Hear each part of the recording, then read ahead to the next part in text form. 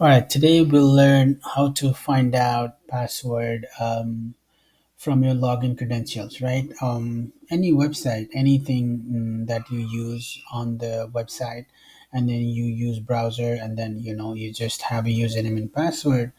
But for some reason you don't remember the password, but your browser holds the password for you, and you want to know, what actually you put it on.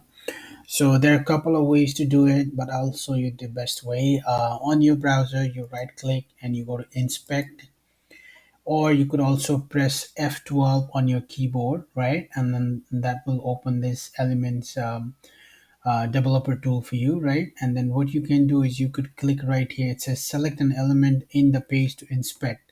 So you pretty much will click here and then you'll inspect on that password. Once you click it, it'll give you the DOM, and then it'll give you all the div and then classes to construct this website. But we don't care about all this. We just care about password. We want to know what we actually put it in, right? So here you go to type. Right now, the type is the value is password. So what you would do is you would change it to text. So you double click on that and you write text, and then you hit enter.